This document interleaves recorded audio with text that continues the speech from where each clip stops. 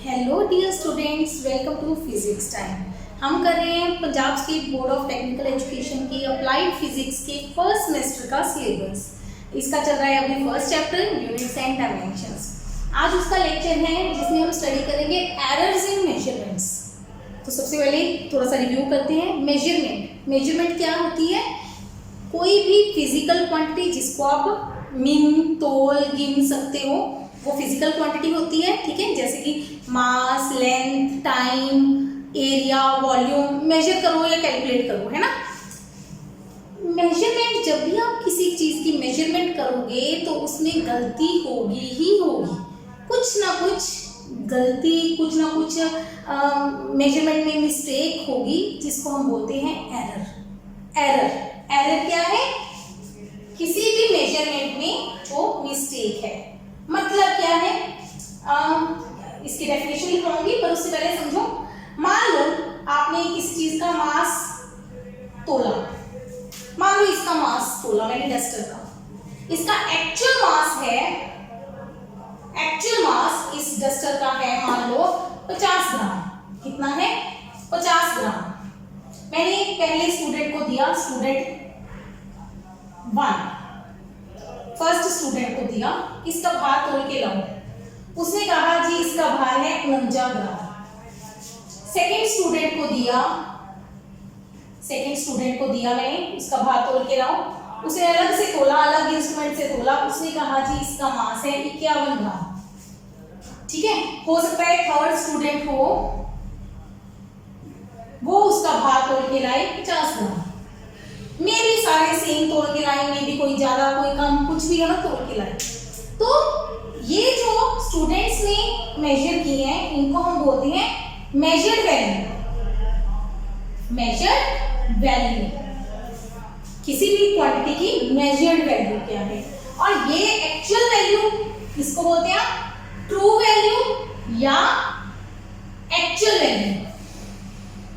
किस चीज की? यहाँ पे है ये मास की, लंबाई की, किसी भी क्वांटिटी की हो सकती है। एक होगी ट्रू वैल्यू या एक्चुअल वैल्यू, दूसरी होगी मेजर्ड वैल्यू, या इसको हम बोलते हैं ऑब्जर्व्ड वैल्यू। ठीक है, जो हम मेजरमेंट करेंगे वो मेजर्ड या ऑब्जर्व्ड वैल्यू होगी, जो एक्चुअल उसकी वैल्यू है वो ट्रू या एक्चुअल वैल्यू होगी। तो इन दोनों के डिफरेंस को हम क्या बोलते हैं? एरर। तो what is error? Error is true value minus measured value. True में से मेजर्ड माइनस कर दो तो हमारे पास क्या आ जाती है? एरर। समझ आया एरर क्या है? तो एरर क्या है? The difference between true value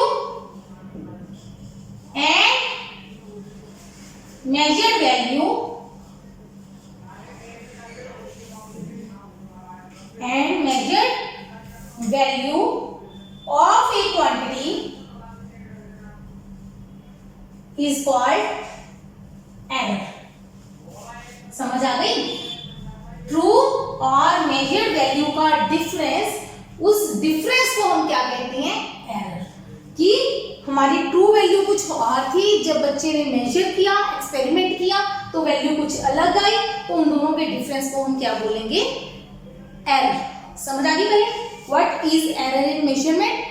true value, actual value. जैसे एक मेरे पास मार्कर है, इस मार्कर की मैंने कहा लंबाई मेजर करूं, एक्चुअल लंबाई है मान लो इसकी 10 सेंटीमीटर, किसी ने कह दिया 10.1 सेंटीमीटर है, किसी ने मेजर कर लिया 10.5 सेंटीमीटर है। तो जो एक्चुअल और मेजर्ड वैल्यू का जो डिफरेंस आएगा उसको हम क्या कहेंगे? एरर। फिर इसकी टाइप्स करेंगे, डिफरेंट कई टाइप्स की एरर पढ़ाएंगे, वो आगे समझ में आ जाएगा, तब मैं मेथड भी करवाऊंगी। ठीक है, तो अभी करते हैं।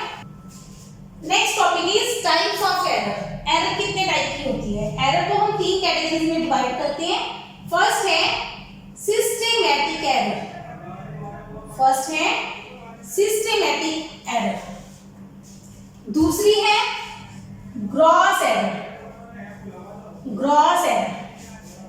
थर्ड है रैंडम एरर। 3 तरह की एरर है। First systematic, second gross, third random error.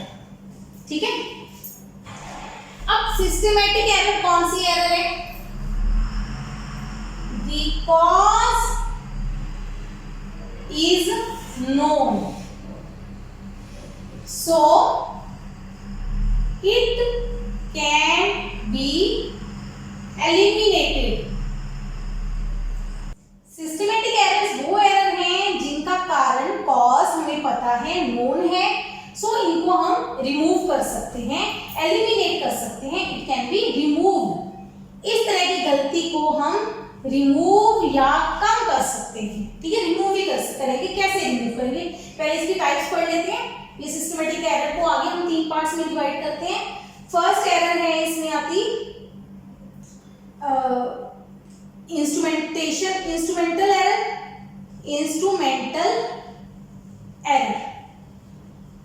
ये कौन सी एरर है?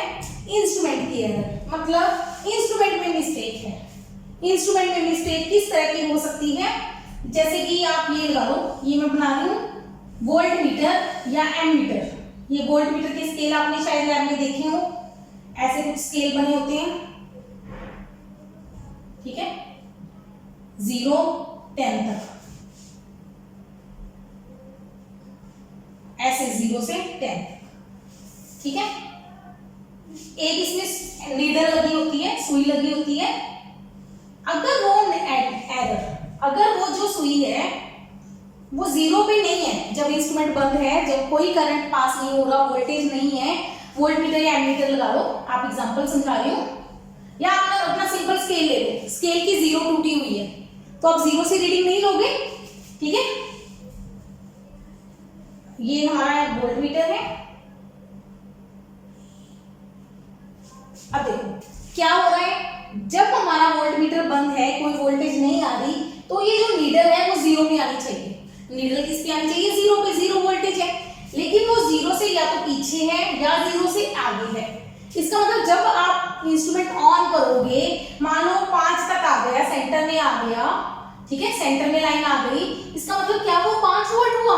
नहीं, यहाँ पे वो 5 से ज्यादा है, यहाँ पे वो 5 से कम है। तो इस तरह की एरर को हम बोलते हैं इंस्ट्रूमेंटल एरर। इंस्ट्रूमेंट में कौन सी एरर है? ये 0 एरर, कि इंस्ट्रूमेंट की 0 मैच नहीं कर रही रीडिंग, मतलब जो नीडल है वो 0 पे नहीं आ रही, स्टार्टिंग 0 से नहीं हो रही। तो इस तरह की एरर को हम क्या बोलते हैं? इंस्ट्रूमेंटल या 0 एरर। तो इस तरह की एरर को हम रिमूव कर सकते हैं बाय अप्लाइंग, क्या करके? करेक्शन लगा के हम इस तरह की एरर को क्या कर सकते हैं? रिमूव कर सकते हैं। फर्स्ट समझ आ गई? सिस्टमैटिक एरर में फर्स्ट एरर है इंस्ट्रूमेंटल एरर, जिसमें आ जाती है 0 की एरर, या एक आध और एरर होती है, मतलब इंस्ट्रूमेंट में कुछ गड़बड़ है, तो इंस्ट्रूमेंट को प्रॉपर सेट करके हम इस तरह की एरर को क्या कर सकते हैं? रिमूव कर सकते हैं। सेकंड इसमें एरर आ जाती है पर्सनल एरर। सेकंड इसमें एरर आ जाती है पर्सनल एरर। पहली आ जाती है इंस्ट्रूमेंट की एरर, कि इंस्ट्रूमेंट की जो 0 है वो 0 पे में, जो नीडल है वो 0 पे नहीं आ रही, इसका मतलब इंस्ट्रूमेंट में एरर है। ठीक है, वो एरर को हम रिमूव कर सकते हैं करेक्शन लगा के। वो करेक्शन आपको लैब में सिखाई जाएगी कि कैसे लगाते हैं। सेकंड एरर आती है पर्सनल एरर। पर्सनल एरर क्या है? मान लो इसी रीडिंग को, यही वाला हमारा वोल्ट मीटर है, मान लो ये रीडिंग यहाँ पे आ रही है, यहाँ पे क्या नंबर है? 1 2 3 4 5 नंबर पे आ रही है। एक बच्चा इधर से रीड कर रहा है, first student first, student second centre से देख रहा है, स्टूडेंट थर्ड राइट साइड से देख रहा है। एक बच्चा सेंटर से देख रहा है, एक लेफ्ट से देख रहा है, एक राइट से देख रहा है, इस रीडिंग, सेम रीडिंग को। तो जब 1 नंबर स्टूडेंट है, उसको ये सुई थोड़ी सी उधर दिखेगी, उसको क्या रीडिंग दिखेगी? रीडिंग उसको क्या लगेगी कि ये रीडिंग 6 पे जा रही है। इस वाले स्टूडेंट को ये रीडिंग क्या लगेगी? 5 पे। इस वाले की रीडिंग क्या आएगी? 4 पे। आप देखोगे ये करके, अगर आप मान लो ऐसे भी समझ सकते हैं इसको, आपने एक पाइप में, घर में आपके सिलेंडर होंगे, कुछ ऐसे बॉटल्स होंगी मेजरमेंट वाली, आप करके देखना, ऐसे ऐसे स्केल लगा हो जिसके ऊपर, ठीक है, उसमें पानी भर लेना। ठीक है, एक बच्चा यहां से रीडिंग देखना, एक थोड़ा सा नीचे होके देखो, एक थोड़ा सा ऊपर से देखो, आपको रीडिंग अलग अलग दिखेगी। ठीक है, क्या होगा, आप रीडिंग जहां तक आपकी चीज फील है आपको वो आंखों के पास रखनी है, बिल्कुल सीधे में। ठीक है, तब आप सही रीडिंग नोट करोगे। अगर आप उससे लेफ्ट राइट या ऊपर नीचे होके रीडिंग नोट कर रहे हो तो उस रीडिंग को उसमें गलती आएगी, उसको हम बोलते हैं पैरालैक्स। क्या बोलते हैं, पैरालैक्स। एक्चुअल में आपको रीडिंग के बिल्कुल सामने होना होगा, तब आप सही रीडिंग नोट करोगे। मतलब अगर नीडल सेंटर में है तो आपको सेंटर में होके देखना है, अगर नीडल यहाँ पे है आपको साइड में होके देखना है, बिल्कुल इसके ऊपर। आपकी आंखें बिल्कुल नीडल के ऊपर होनी चाहिए, तब आप सही रीडिंग नोट करोगे। अगर आप नीडल के ऊपर से रीडिंग नोट नहीं कर रहे हो तो आपकी रीडिंग में क्या आएगी, एरर। तो ये एरर कौन सी एरर है, पर्सनल एरर, पर्सन की वजह से एरर आती है। ठीक है, पर्सन की गलती है रीडिंग नोट करने में। थर्ड एरर, थर्ड टाइप की एरर आती है इसमें, एनवायरमेंटल एरर। एनवायरमेंटल एरर, अब देखो क्या है एनवायरमेंट की एरर। मान लो आपको ये एक्सपेरिमेंट कर रहे हो, ठीक है, आप रेसिंग, आप क्या एक्सपेरिमेंट कर रहे हो, पेंडुलम का एक्सपेरिमेंट कर रहे हो। पेंडुलम बताया था पिछले उसमें, याद है, एक बॉल को लटकाया हुआ है, बॉल को हिलाया, तो ये आप इसका टाइम पीरियड नोट कर रहे हो। टाइम पीरियड का मतलब क्या होता है, यहाँ पर बना के दिखा देती हूँ, ये मैं मिटा दूंगा। मतलब ये पैरालैक्स समझ आ गया कि आपको जब भी रीडिंग नोट करनी है, जहां तक बॉटल भरी है वो लेवल आपकी आंखों के सामने होना चाहिए। अच्छा, तो हम कर रहे थे पेंडुलम की बात, ये फिक्स है, यहां से बॉल लटकाई हुई है, उस बॉल को यहां लाके छोड़ा तो पेंडुलम यहां आ गया, यहां छोड़ा वापस गया, यहां वापस आ गया। तो ये एक चक्कर लगाने में हम टाइम पीरियड नोट कर रहे हैं। ठीक है, एक चक्कर लगाने में लगने वाले टाइम को क्या बोलते हैं, टाइम पीरियड। हम इसका टाइम पीरियड नोट कर रहे हैं। क्या हुआ, बहुत तेज हवा चल पड़ी, बहुत तेज हवा चल पड़ी, तो क्या होगा, अगर हवा इस डायरेक्शन में चल रही है तो इसकी स्पीड चेंज होगी, स्पीड से इसका टाइम पीरियड भी चेंज होगा। ठीक है ना, हो सकता है हवा इस साइड इतनी चल रही हो कि हमने वहां भेज दिया, ठीक है, वहां गया, तो हवा इतनी तेज चल रही है वो वहां पहुंचा ही नहीं, बहुत धीरे धीरे गया, फिर एकदम से यहाँ आ गया, तो वो जो इसका टाइम पीरियड है वो क्या हो जाएगा, चेंज हो जाएगा, टाइम में गलती आएगी। तो एनवायरमेंट हो गया ना, एनवायरमेंट की वजह से, किसकी वजह से, विंड की वजह से, या टेम्परेचर चेंज हो गया। आप टेम्परेचर का एक्सपेरिमेंट कर रहे हो, टेम्परेचर नोट कर रहे हो, गर्मियों में करोगे तो अलग आंसर आएगा, सर्दियों में करोगे तो अलग आंसर आएगा। प्रेशर बदल गया, ठीक है, तो इन फैक्टर्स की वजह से, एनवायरमेंट के फैक्टर, एनवायरमेंट का मतलब समझ गए ना, वातावरण की वजह से हवा चल पड़ी, टेम्परेचर, प्रेशर चेंज हो गया, नमी ज्यादा आ गई, नमी को क्या बोलेंगे, ह्यूमिडिटी, ह्यूमिडिटी ज्यादा आ गई। तो इन कारणों की वजह से जो एक्सपेरिमेंट में एरर्स आएंगी, उन एरर्स को हम क्या बोलते हैं, एनवायरमेंटल एरर्स। तो क्या इन एरर्स को हम रिमूव कर सकते हैं, बिल्कुल। हम कैसे रिमूव करेंगे कि आप एक्सपेरिमेंट जिस जगह पे करो वहां पे, रूम के अंदर जैसे एक्सपेरिमेंट करोगे, लैब के अंदर करोगे, तो वहां पे हवा का रोल नहीं आना चाहिए, टेम्परेचर, प्रेशर चेंज नहीं होना चाहिए। तो ये सब कुछ कंट्रोल करके आप एक्सपेरिमेंट में एरर को क्या कर सकते हो, रिमूव कर सकते हो। समझ आ गई। तो ये फर्स्ट टाइप की 3 एरर्स हैं। सिस्टमैटिक एरर में 3 तरह की आगे एरर है, इंस्ट्रूमेंट की error, personal error, environment error, और इन तीनों को हम इजीली रिमूव कर सकते हैं। क्लियर, चलो ये हमारी फर्स्ट टाइप की एरर हो गई। बस इसका इतना नोट कर लो, समझ आ गया होगा आपको कि फर्स्ट एरर, सिस्टमैटिक एरर्स कौन सी है, जिसका कारण हमें पता है और इनको हम इजीली रिमूव कर सकते हैं। Second error, gross error. It is due to carelessness of observer. ये क्यों है, ऑब्जर्वर की केयरलेसनेस के कारण, कि ऑब्जर्वर कौन है, जो बच्चा एक्सपेरिमेंट कर रहा है। देखो जो भी हम बात कर रहे हैं ना मेजरमेंट्स की, मेजरमेंट करना क्यों है, हम कोई एक्सपेरिमेंट कर रहे हैं, कुछ ना कुछ फाइंड आउट कर रहे हैं, है ना।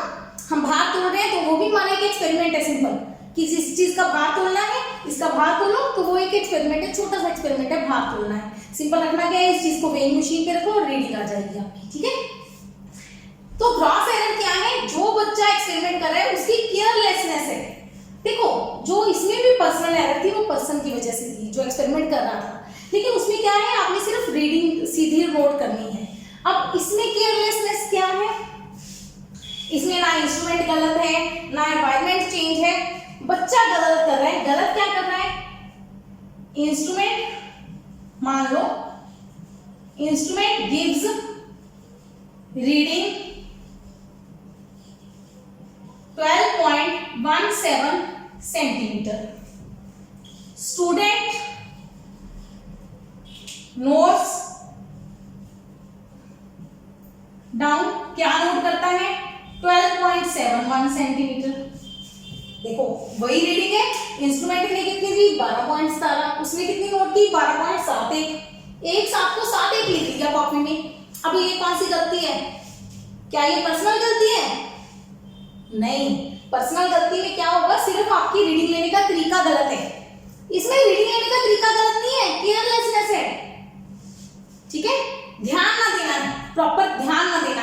एक्सपेरिमेंट कर रहा है बच्चा लेकिन ध्यान कहीं और है। ठीक है, यहाँ पे तो ये था कि इसको करना नहीं आता, हमने एक बार समझा दिया वो कर लेगा, लेकिन ये क्या है? ये गलती है। इस तरह की गलती को रिमूव करने के लिए क्या है? ऑब्जर्वर है जो हमारा, वो स्मार्ट होना चाहिए। ठीक है, उसको काम ध्यान से करना आना चाहिए। समझ आ गई?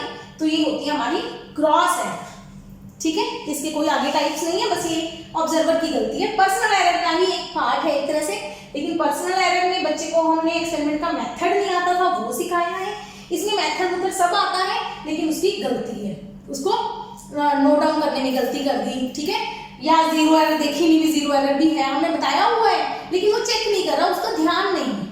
तो उस तरह की एरर को हम क्या एरर बोलते हैं? Gross error. जब हमारा स्टूडेंट काम करने में इंटरेस्टेड नहीं है, उसका ध्यान नहीं है। ठीक है, और थर्ड टाइप की error, last error, random error.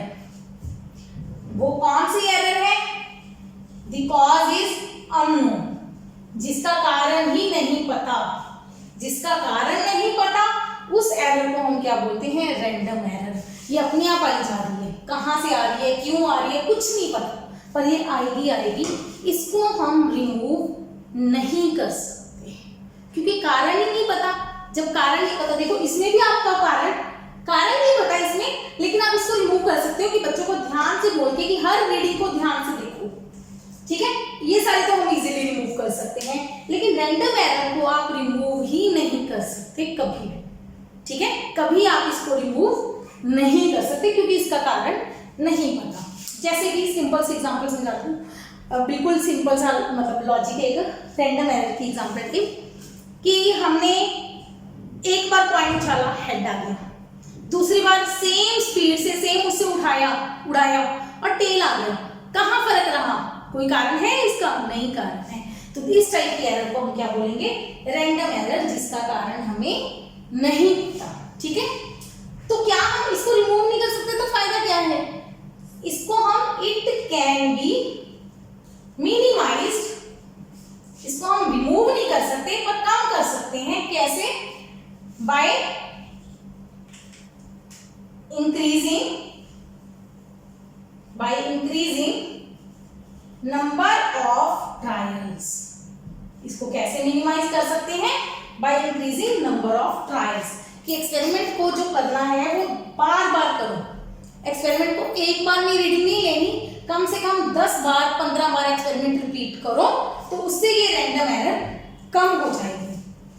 खत्म नहीं होगी लेकिन इसको कम किया जा सकता है। कैसे? By increasing the number of trials. ठीक है, that's all about types of error. चलिए अब आगे चलते हैं। Absolute error. एब्सोल्यूट एरर किसको बोलते हैं?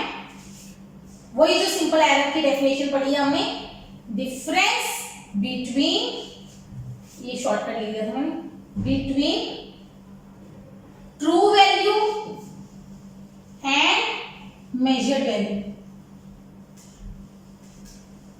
Difference between true value and measured value is called absolute error. ठीक है, तो एब्सोल्यूट शॉर्टकट लिखूंगी, ABS, absolute error is equal to true value minus measured value, true value minus measured value, इसको बोलते हैं हम एब्सोल्यूट एरर। ठीक है, इफ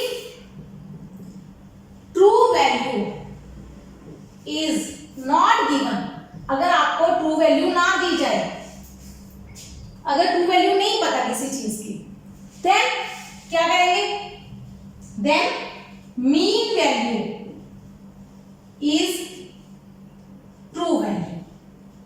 तो मीन वैल्यू को हम लेते हैं ट्रू वैल्यू। मीन का दूसरा नाम है राजे एवरेज वैल्यू। अब ये क्या चीजें बोल रही हूं, एग्जांपल से समझ लो। Let mass of a ball is measured as, मान लो किसी बॉल दी मैंने आपको, एक उसका मास बोला अलग अलग बच्चों को। पहले बच्चे ने मास निकाला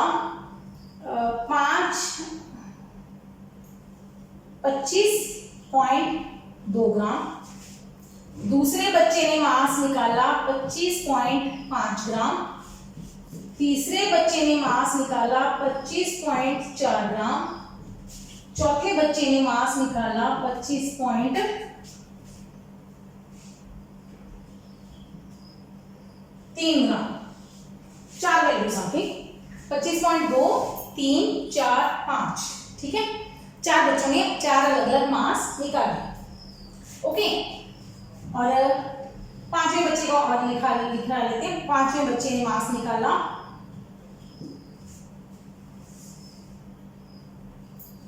25.6 ग्राम। 5 बच्चों ने रिजल्ट निकाले, 5 डिफरेंट रिजल्ट निकाले। तो हमारे पास ट्रू मास, एक्चुअल मास नहीं पता कि एक्चुअल मास बॉल का कितना है, पता नहीं है। तो अब क्या निकालो, एवरेज। एवरेज निकालो। एवरेज कैसे निकालते हैं, किसी भी चीज का एवरेज निकालने के लिए आप क्या करो, उसकी जितनी वैल्यूज हैं, छोटी क्लासेस में निकाला होगा, 9th 10th क्लासेस में मैथमेटिक्स में होता था, मैथ में होता था, स्टैट चैप्टर, इसको बोलते हैं आप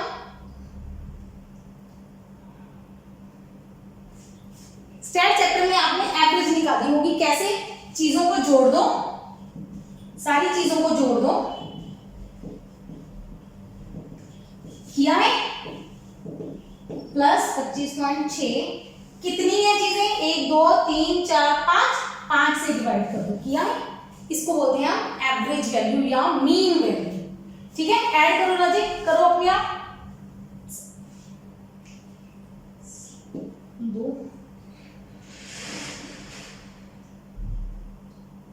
127 डिवाइडेड बाई 5, तो आंसर आ जाएगा 25.4 ग्राम आंसर आ गया। ये हो गया हमारा एवरेज मास।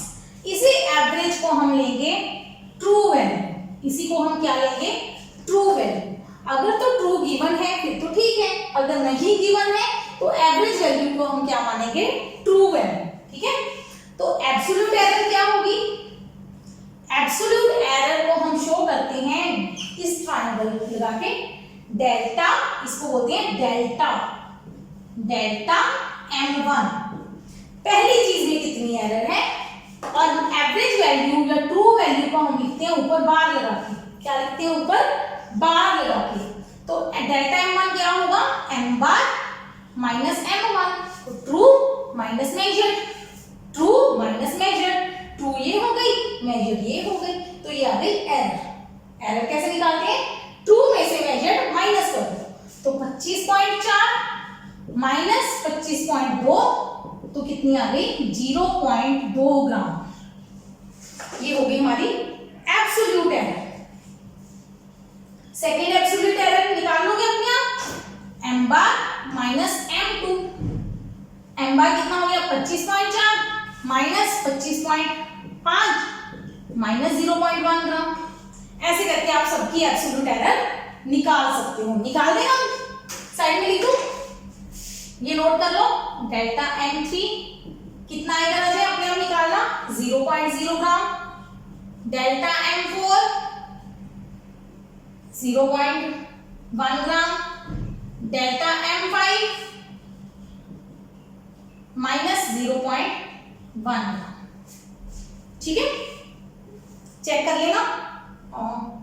माइनस 0.2 ग्राम आना था यहाँ पे, 5 माइनस करेंगे 1, यहाँ पे 2 ग्राम आएगा, यहाँ माइनस 0.2 ग्राम। ठीक है, सबकी आप एब्सोल्यूट एरर्स निकाल लो अलग से। ठीक है, मैं इसका टेबल दोबारा साइड में बना रही हूँ, इसको अगले पार्ट में यूज करेंगे हम। मैं इसको ना पहले इसको दोबारा यहाँ पे लिख देती हूँ साइड में। M1 25.2, M2 25.5, M3 25.4, M4 25.3, M5। अभी पीछे जो एग्जांपल लिखी थी उसको मैंने साइड पे लिख दिया।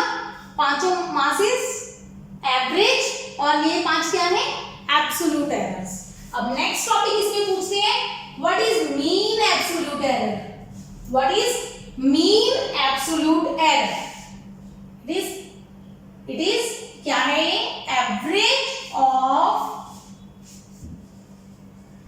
Magnitude of absolute errors. बस ये डेफिनेशन लिखनी है, average of magnitudes of absolute errors. बस क्या है ये, इसको कैसे लिखना है, इसको ऐसे लिखना है डेल्टा एम बार। देखो जब भी आपने एवरेज निकालनी है, एवरेज को किससे लिखते हैं, बार से। एवरेज को किससे लिखते हैं, बार से। अब ये क्या है, मीन का मतलब एवरेज एब्सोल्यूट एरर को किससे लिखते हैं, डेल्टा एम से। मीन लेना है तो ऊपर लगा दो बार। ठीक है, समझ आ गई। एब्सोल्यूट एरर का मीन तो क्या लेंगे, सारे एब्सोल्यूट एरर्स को जोड़ना है। जोड़ना कैसे है, मैग्नीट्यूड लेके। मैग्नीट्यूड का मतलब है पॉजिटिव नेगेटिव छोड़ के, मैग्नीट्यूड का मतलब है पॉजिटिव नेगेटिव नहीं लेना। अब देखो सिंपल हो, इसको कैसे लिखते हैं, डेल्टा M1 बार प्लस डेल्टा M2। ये साइडों पे जो लाइनें लगा रही हूं मैं इनको बोलते हैं magnitude, plus delta M3 magnitude plus delta M4 magnitude plus delta M5 magnitude. पांचों का मैग्नीट्यूड डिवाइडेड बाय 5। अगर 10 है तो 10 से डिवाइड कर दो। मैग्नीट्यूड मतलब पॉजिटिव नेगेटिव नहीं है ना, 0.2 प्लस इसकी वैल्यू कितनी है, माइनस छोड़ दो, अगली वैल्यू 0, अगली वैल्यू 0.1, अगली वैल्यू 0.2 डिवाइडेड बाय 5। कितना हो गया, 0.6 डिवाइडेड बाय 5 तो 0.12। ये आ गई मीन एब्सोल्यूट एरर। समझ आ गई, मीन एब्सोल्यूट एरर। और नेक्स्ट है रिलेटिव एरर। वैसे इसमें एक और चीज आनी है, अगली वीडियो में उसका समझाऊंगी कैसे करनी है इसको ना, क्योंकि इसके कितने डेसिमल है, 1 डेसिमल। तो इसमें भी कितने डेसिमल चाहिए, 1 डेसिमल। तो इसको 1 डेसिमल तक लिख लो सर, 2 डेसिमल तक नहीं जाना इसमें, क्योंकि इसमें कितने डेसिमल है, 1। मतलब डेसिमल का मतलब 1 डेसिमल के बाद 1 अक्षर है, तो इस आंसर में भी डेसिमल के बाद कितने अक्षर आने चाहिए, 1 अक्षर। हर क्वेश्चन, हर चीज में देखो, यहाँ पे डेसिमल के बाद 1 था ना, मतलब चाहे 2, 5, 4, 1 अक्षर डिजिट था, तो हर जगह पे मैंने डेसिमल के बाद कितने डिजिट रखे हैं, 1 डिजिट, 2 डिजिट नहीं होने चाहिए। ठीक है, उसको छोड़ना होता है, वो कैसे छोड़ना है नेक्स्ट वीडियो में इसका आएगा डिटेल। रिलेटिव एरर कैसे निकालते हैं, इट इज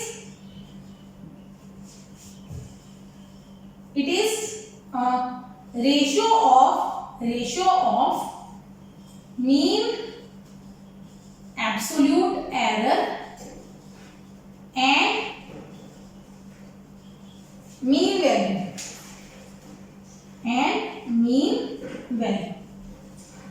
क्या है, रिलेटिव एरर किसको बोलते हैं, relative error is equal to mean value. Mean error ये हो गई डिवाइडेड बाय मीन वैल्यू कौन सी थी, ये वाली। तो 0.1 डिवाइडेड बाय 25.4, जो भी ये आंसर आएगा वो हमारी क्या होगी, रिलेटिव एरर। ठीक है, और last error percentage error. Percentage error कैसे निकालेंगे? रिलेटिव एरर मल्टीप्लाई बाय 100, इसको बोलते हैं परसेंटेज एरर। रिलेटिव एरर जो भी आई आपकी 0.1 डिवाइडेड बाय 25.4 गुना 100 कर दो तो वो हमारी क्या बन जाएगी? Percentage error. खत्म। बस ये आपने 5 चीजें याद रखनी है। मीन वैल्यू क्या है, एब्सोल्यूट एरर क्या है, मीन एब्सोल्यूट एरर क्या है, relative error and percentage error क्या है। बस यहाँ पे हमारी एरर्स की सारी टाइप्स और एरर्स कैसे निकालते हैं वो सारी आपको समझ आ जाएंगी। क्लियर? तो यहाँ पे आप इस चीज की प्रैक्टिस कीजिए। जो भी डाउट हो हमें मेल कीजिए, ये मेरी मेल आईडी लिखी हुई है, इसमें मेल कीजिए, मैं आपको जरूर रिप्लाई करूंगी। ओके, तो इसकी प्रैक्टिस करते रहिए। Keep watching, keep learning.